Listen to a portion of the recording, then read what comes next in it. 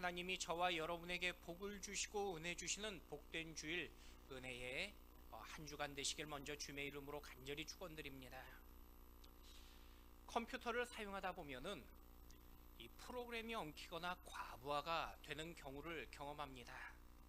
굳이 전문가가 아니라도 가장 쉽게 손보는 방법은요, 이 재시작하는 버튼을 잠시 눌렀다가 다시 시작하는 방법입니다. 버튼 한 번으로 처음부터 다시 시작하기 때문입니다. 이처럼 전자제품에 문제가 생기면요, 버튼을 눌러 처음부터 다시 시작할 수 있습니다. 살면서 인생도 다시 시작하는 버튼이 있었으면 좋겠다는 생각이 들 때가 있습니다. 사람들의 관계가 꼬여버릴 때 다시 시작하고 싶은 마음이 듭니다. 도전과 의욕으로 시작했지만 모든 것이 꼬인 듯한 결과를 볼 때에 내 마음에 다시 시작했으면 하는 마음이 들 때가 있습니다. 마치 컴퓨터의 초기화 버튼처럼 내 삶도 다시 시작할 수 있는 어떤 버튼이 있으면 좋겠다라는 그런 마음이 들 때가 있더라는 것입니다. 우리가 읽은 창세기는요, 우리의 존재를 가르쳐 주신 말씀입니다. 특별히 우리의 시작과 더불어 회복을 가르쳐 주신 말씀입니다. 저는 먼저 오늘의 말씀이 여러분의 삶의 회복의 은혜가 되어지는 복된 말씀이 되길 축원드립니다. 우리는 어떤 물건을 구입할 때 사용법이 서툴 때가 많이 있습니다. 고장날 때 어떻게 고쳐야 될지 모릅니다. 그런데 가장 쉬운 해결법은요, 직접 만든 사람에게 물어보는 것입니다. 직접 만들고 디자인했기 때문에 어떻게 사용해야 하는지를 누구보다 잘 알고 있기 때문입니다. 지금도 미국의 디트로이트에 가면요, 미국 자동차 공장들이 많이 있습니다. 초창기 자동차 공장이었던 이 디트로이트가 세워졌을 때 공장에서 일을 마친 한 기술자가 차를 몰고 가다가 갑자기 차가 멈춰버립니다. 다행히 운전자가 이 자동차 기술자였기 때문에 자신이 그 멈춘 차를 쉽게 고칠 수 있다라고 생각했습니다. 그런데 아무리 살펴보고 만져봐도 시동이 걸리지 않는 것입니다. 한참 씨름하고 있는데 마침 고급 자동차 한 대가 지나가다가 고장난 자동차 옆에 섭니다. 그리고 나이 많은 노신사가 다가와서 자신이 잠시 살펴봐도 되는지 묻는 것입니다. 기술자 마음에, 아니 기술자인 나도 고치지 못하는데 이런 노신사가 어떻게 내 차를 고칠 수 있겠는가라는 마음이 생겼습니다. 통명스럽게 알았다고 마지못해 대답을 합니다. 그런데 노신사가 엔진을 잠시 보고는 한두 군데 만져보더니 시동을 걸어보라는 것입니다. 내키지 않는 마음으로 시동을 걸었는데 시동이 걸립니다. 너무 놀란 기술자는요, 이 정중하게 노신사에게 누구신지를 물었습니다. 그러자 신사가 자신의 명함을 주는데 바로 포드 자동차를 만든 헨리 포드였습니다. 여러분, 우리 인생도요, 살다 보면은 고장날 때가 있더라는 것입니다. 육신과 마음이 고장날 때가 있습니다. 고장났기 때문에 불안하고 또 고장났기 때문에 마음의 행복이 사라져 버립니다. 마치 자동차가 고장나면은 달릴 수 없는 것처럼 우리 인생도 고장나면 달릴 수 없게 됩니다. 여러분, 성경은요, 하나님께서 인간을 만드셨다고 말씀하십니다. 하나님이 직접 디자인하셨고 직접 만드셨다고 말씀하십니다. 여러분, 하나님께서는요, 뿐만 아니라 여러분도 친히 만드셨다고 말씀하십니다. 하나님께서 만드신 여러분을 보고 기뻐하셨습니다. 그런데 하나님의 작품에 죄가 끼어들면서 망가지기 시작했습니다. 그래서 행복지 못한 인생이 되었고요, 여기저기 고장난 인생으로 불행하게 된 것을 보게 됩니다. 하지만 우리는 하나님의 창조물을 드립니다. 하나님께서 우리가 행복하며 복되길 여전히 원하고 계십니다. 우리가 다시 회복하길 원하고 계신 것입니다. 이 시간에 다시 한번 하나님의 기쁨과 행복이 넘치시는 이 시간의 예배의 시간, 말씀의 시간이 될 수 있길 축원드립니다. 그렇다면 우리는요, 고장난 인생을 어떻게 다시 고치고, 아니 다시 시작할 수 있는 우리의 삶의 은혜를 발견할 수 있겠습니까? 첫 번째는요, 하나님 계획을 신뢰해야 한다고 말씀하고 계십니다. 성경의 첫 권인 창세기는요, 세상의 존재를 우리에게 가르쳐 주십니다. 태초에 세상의 모든 천지를 하나님께서 창조하셨다라고 우리에게 말씀하고 계십니다. 우리 1절 말씀 같이 한번 읽어보도록 하겠습니다. 태초에 하나님이 천지를 창조하시니라. 하나님께서 천지를 창조하시고 직접 만드셨다고 말씀하고 계십니다. 세상이 존재하기 전에 이미 하나님께서 존재하십니다. 그런 하나님께서 세상을 디자인하시고 친히 하나님이 만드신 것입니다. 그런데 사람들은요, 성경의 이 말씀을 믿지 못합니다. 하나님께서 창조하셨다는 그 사실을 마치 농담처럼 여기는 걸 듣게 됩니다. 하지만 성경은 하나님께서 홀로 존재하셨고 이 모든 세상을 홀로 만드셨다고 분명하게 우리에게 말씀하고 계십니다. 하나님께서 세상을 하나님이 친히 만드신 그 신비한 선포의 내용이 바로 창세기 1장의 말씀입니다. 더 놀라운 사실은요, 그 놀라운 전지전능하신 하나님께서 바로 저와 여러분을 만드셨다고 말씀하십니다. 하나님께서 놀라운 계획 가운데 세상을 창조하셨습니다. 그런데 사실 창조 이전의 세상은요, 혼돈과 그리고 어둠뿐이었다고 말씀하고 계십니다. 우리 2절 말씀 같이 한번 읽어보겠습니다. 땅이 혼돈하고 공허하며 흑암이 깊음 위에 있고 하나님의 영은 수면 위에 운행하시느니라. 세상에서 훌륭한 예술품을 만든 훌륭한 가들이 많이 있습니다. 그러나 세상의 모든 예술가는요, 이미 도구와 그리고 재료가 있었습니다. 무에서 유를 만든 사람은요, 아무도 없다는 것입니다. 심지어 이전의 것을 모방하기도 했습니다. 하지만 우주 만물을 만드신 우리 하나님은 무엇을 활용해서 만드신 분이 아니십니다. 또 기존의 재료를 활용해서 새롭게 만들고 누군가의 도움을 받으셔서 만드신 것이 아니라는 것입니다. 하나님께서 세상을 만들기 전의 상태는요, 오직 혼돈과 공허와 그리고 어둠뿐이었다고 말씀하고 계십니다. 그러나 하나님은요, 무에서 유를 창조하셨습니다. 세상을 보면 무질서한 것 같고 순서 없는 것 같을 때가 보입니다. 그래서 사람들은요, 세상을 늘 우연이라고 주장하고 싶어 합니다.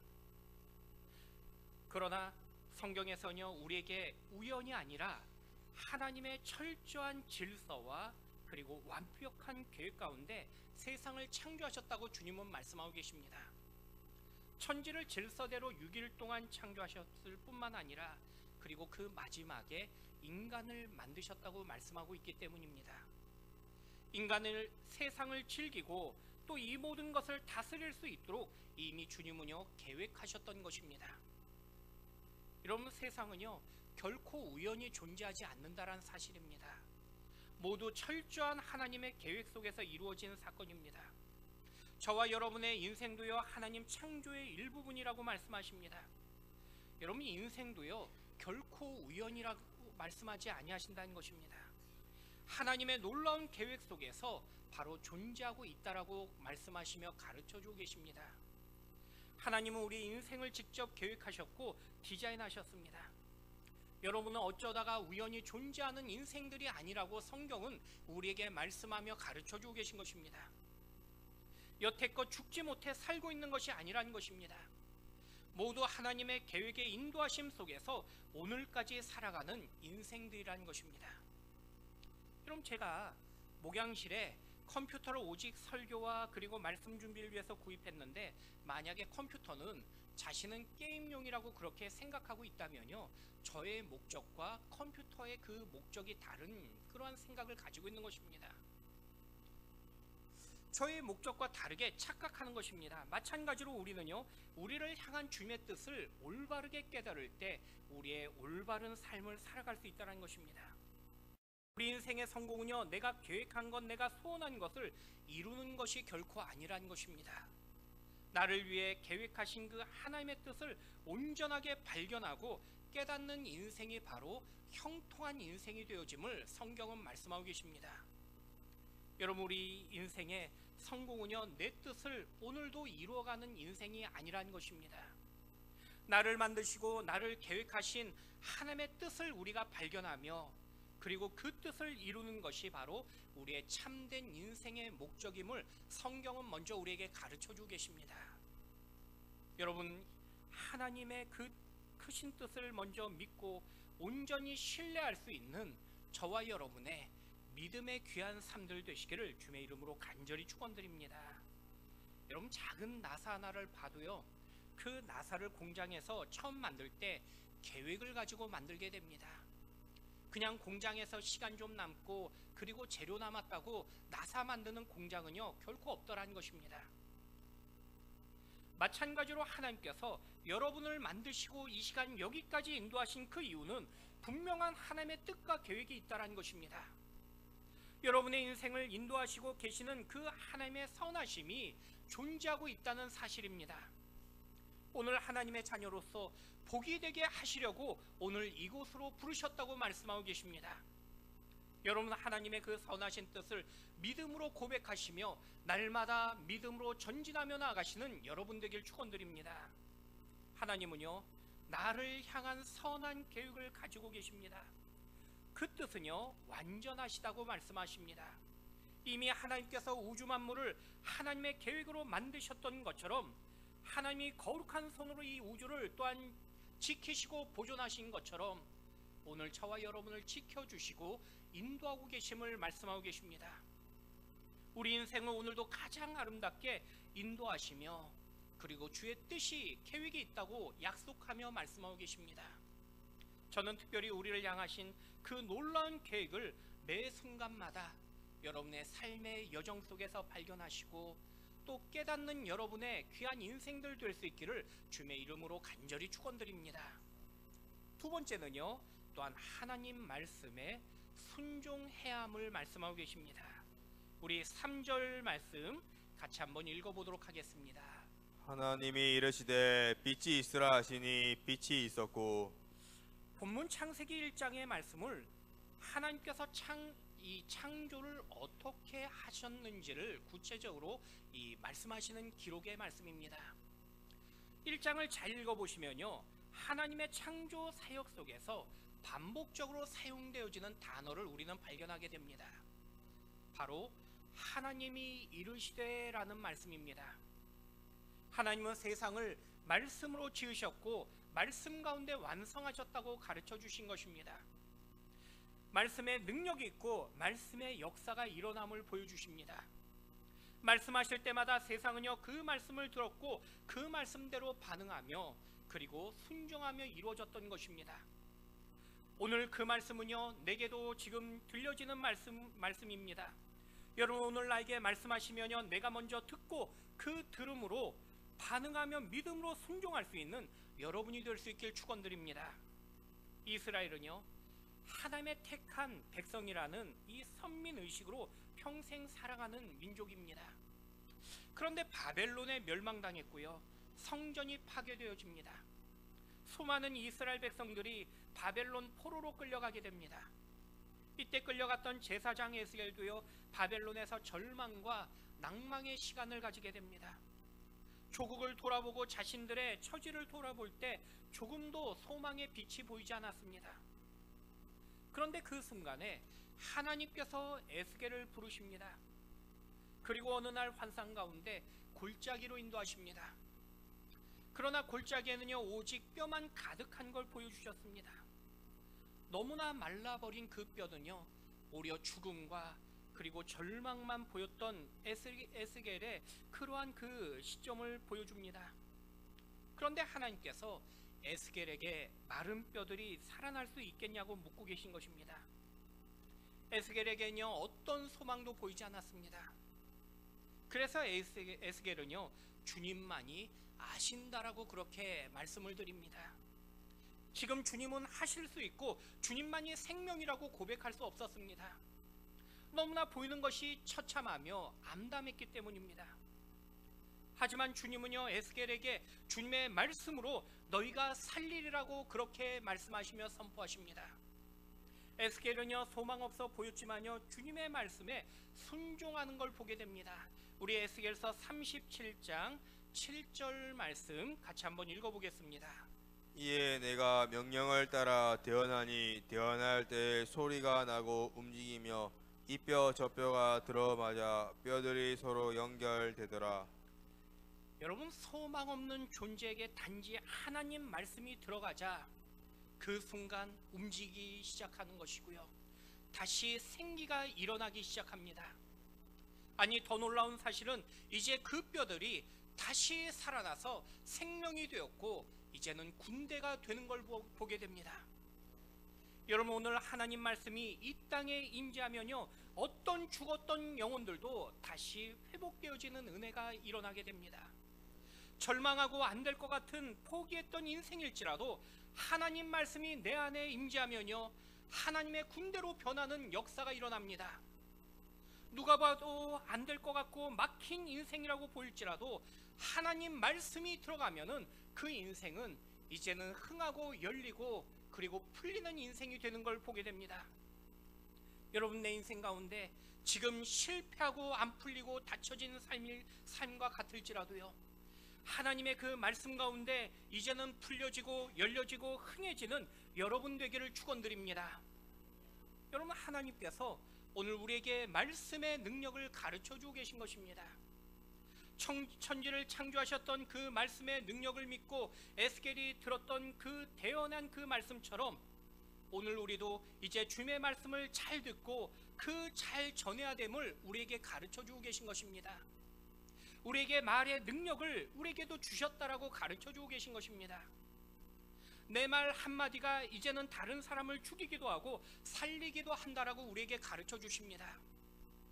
제가 목회하면서 교회 안에 일꾼들이 힘들어할 때는요, 일이 힘들어서가 아니라 사람들이 일하면서 서로 주고받는 말 한마디로 힘들다라는 말씀들을 하실 때가 참 많이 있습니다.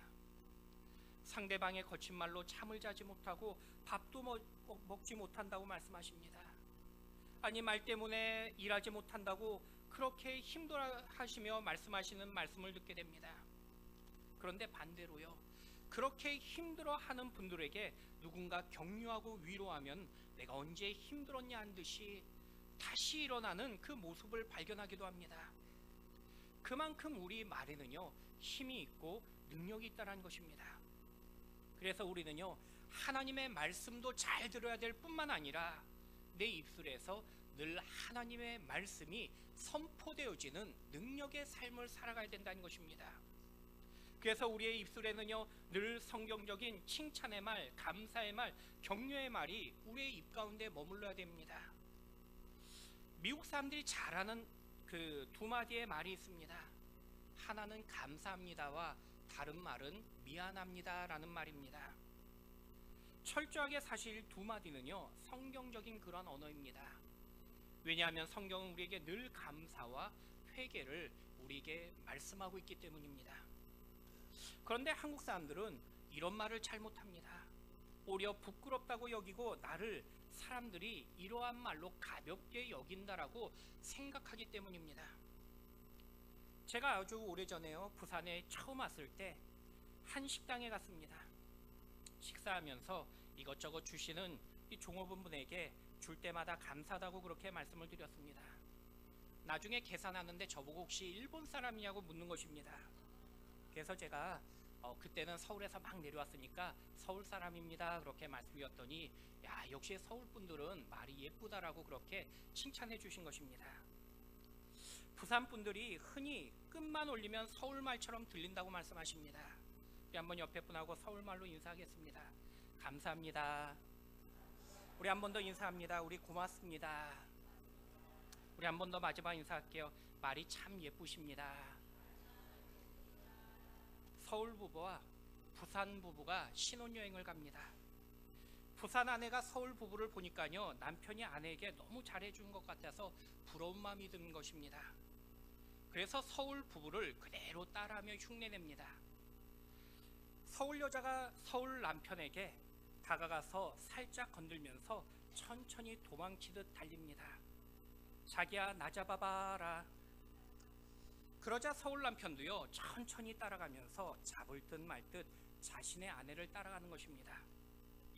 이를 본 부산 여자도요, 남편에게 똑같이 한 대 주먹으로 남편의 머리를 팍 칩니다. 그리고 도망치는 것입니다. 그러자 부산 남편이 갑자기 화를 내면서 외칩니다. 문니 가시나, 네 잡히면 오늘 내 손에 죽는데. 여러분, 좋은 것은요 따라하는 것이라는 것입니다. 아이들도요 칭찬의 말, 감사의 말, 격려의 말을요 처음부터 잘하는 아이는요 아무도 없다는 것입니다. 그러나 부모에게 배우는 것이고 자꾸 훈련하면서 내가 습득하게 되는 것입니다. 바울도 주님을 내가 먼저 본받는다라고 고백하고 있습니다. 그리고 주님을 닮으려는 나를 너희도 본받으라고 말씀하고 계십니다. 여러분, 우리는요 예수님처럼 말해야 되는 것이고요, 예수님처럼 따라 행동하는 인생들이 되어야 합니다. 그것이 바로 주님을 본받는 그리스도인의 올바른 모습이라고 성경은 말씀하고 있기 때문입니다.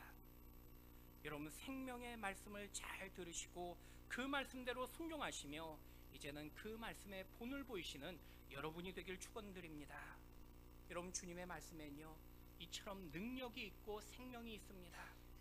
단지 말씀하시면 그 말씀을 잘 듣기만 해도요 내 삶에 놀라운 역사가 일어납니다.